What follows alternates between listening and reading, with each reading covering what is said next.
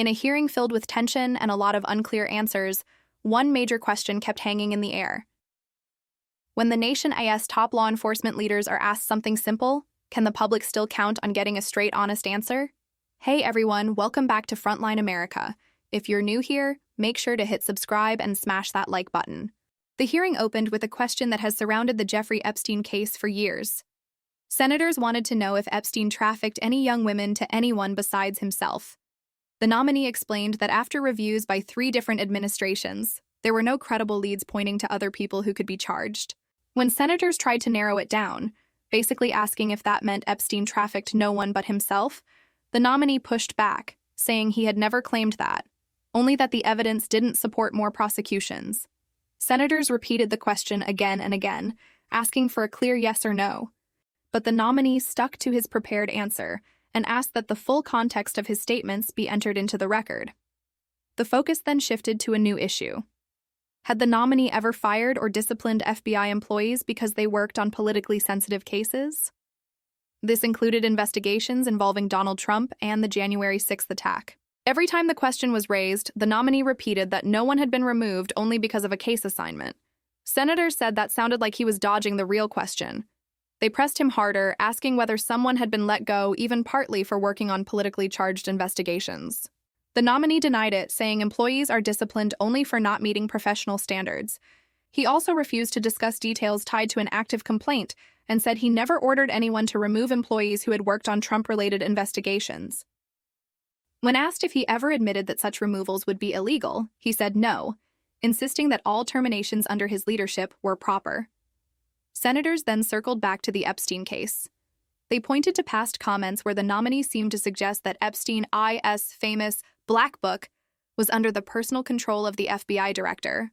When they asked if that was true, he said the book had always been in the FBI's possession and that its contents had already been released.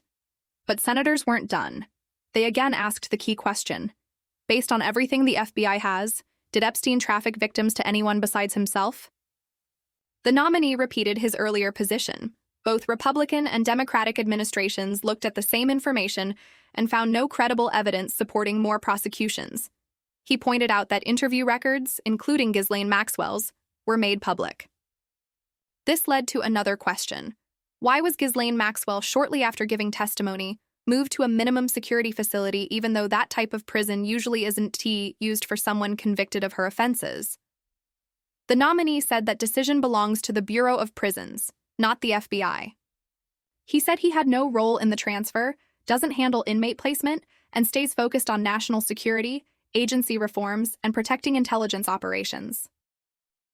At one point, the hearing took a sharp turn when the nominee, instead of answering another procedural question, criticized a senator for how they were describing his actions. That moment exposed the deeper concern running through the entire hearing. Can the FBI truly stay free from political pressure at a time when every internal decision is being watched closely by the public? What happened that day wasn't just a fight over employee decisions or old case files.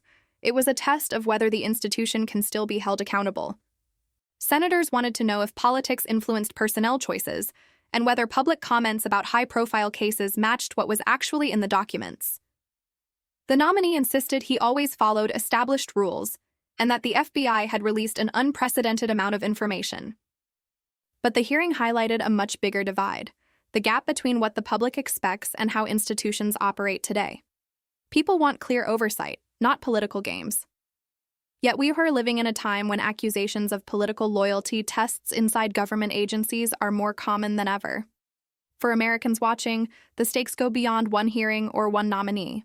This is about whether the country's top law enforcement agency can keep doing its job without fear, without favoritism, and with real transparency. And in cases involving abuse of power or public trust, that transparency isn't optional. It's essential. In an era where faith in institutions is already shaky, getting clear facts from those in charge isn't just a formality. It's the foundation of the rule of law.